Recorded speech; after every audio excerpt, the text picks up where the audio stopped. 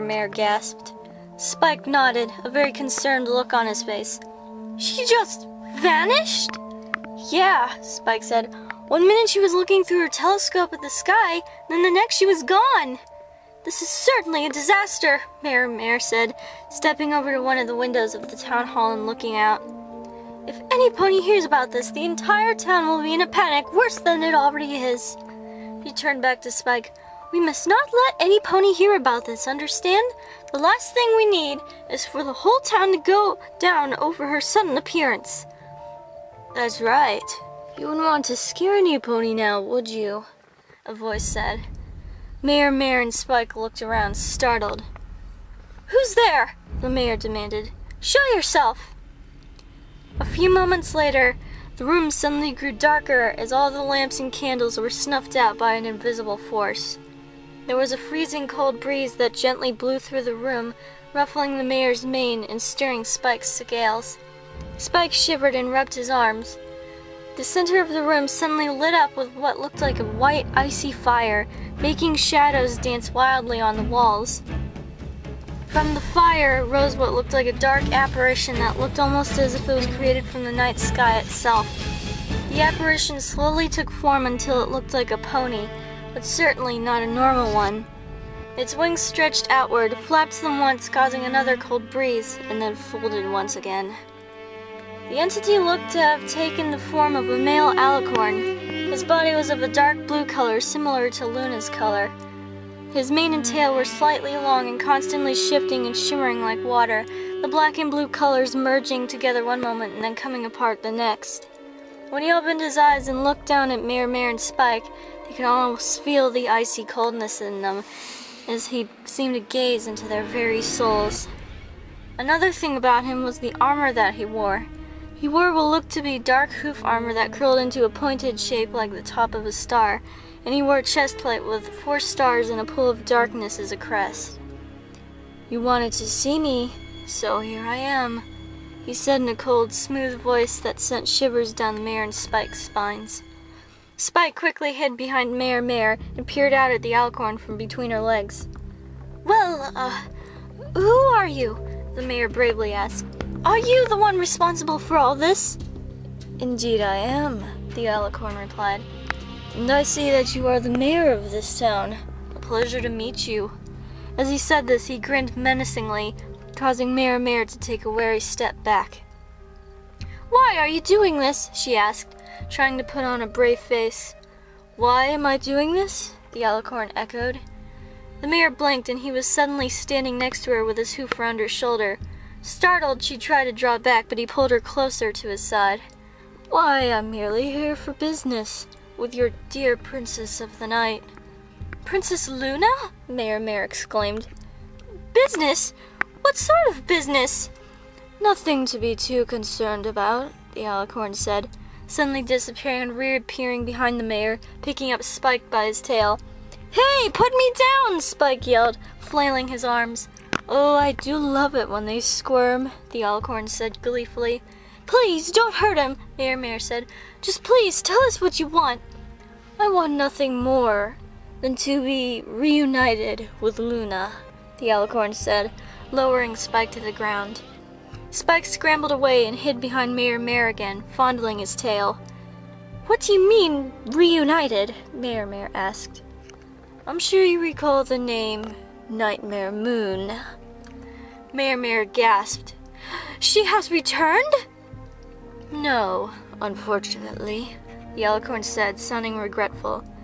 But soon she will return, and this time no pony will be able to stop her, for I shall make her as powerful as she was the first time. How? The alicorn turned his head and looked deeply into Mare's eyes. She felt glued to the spot and couldn't look away. Why, I am the one who made Luna become Nightmare Moon in the first place, he said. The Mare and Spike's eyes widened. No! They exclaimed. You see, I'm not a physical being. I'm an entity made of darkness, the darkness of the night. The alicorn stepped toward the window and looked up into the night sky. I am one of 4 dark entities known as the Shadow Lords. We do not show ourselves too often unless we have good reason to. He turned back to the Mare and Spike. My name is Yuro. It is my true name. The other Shadow Lords usually take on fake names when in a physical form, but that's not how I work. Anyway, one day I came across an alicorn mare in distress. She was hurt and had great anger and sorrow deep in her heart, so I decided to help her. I united with her and helped unleash her full power, causing her to become Nightmare Moon. When she was banished to the moon, I stayed with her, but we were both quite weak from the experience. For years and years, we built our energy up again and kept our anger dormant until the glorious day, the glorious night, when we would return. When that night came, we were both united once again and in full power. But our plans were unexpectedly disrupted. We never expected the elements of harmony to be used on us again. So when Nightmare Moon was defeated and Princess Luna returned to her original state, I left her. But recently I've decided to return and reunite with her once again. Mare and Spike stood in silent shock at the turn of events. Yuro walked past them and stood in the center of the room. Consider yourselves lucky. Usually when a pony hears the true name of one of the Shadow Lords, they are killed afterwards. With that, the alicorn's form twisted and warped until it looked like the shifting, shimmering night darkness again. A ring of white fire circled it. It twisted and then finally disappeared.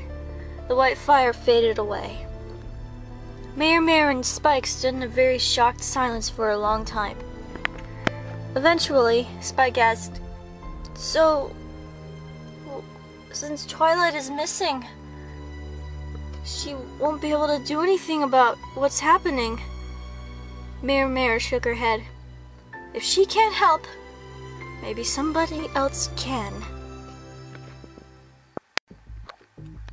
So, the only night sky is the one covering Ponyville, Starfire muttered to himself, studying the sky above the small town. So, if somebody is somehow channeling the night to only that point, there has to be a source. Now all I have to do is find the source, whoever is controlling it, and stop it. But how? I see that there is trouble ahead.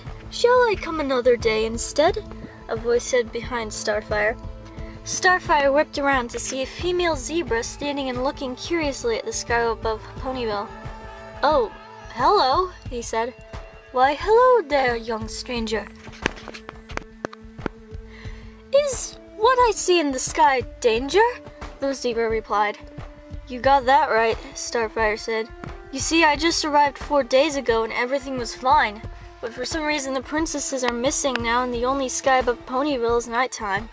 Since I'm new here, every pony blames me for causing all of this and ran me out of town. I'm trying to find the source of all this trouble and save this town and the citizens before something bad happens. The princesses are missing, so if I don't, then who will? The zebra nodded understandingly.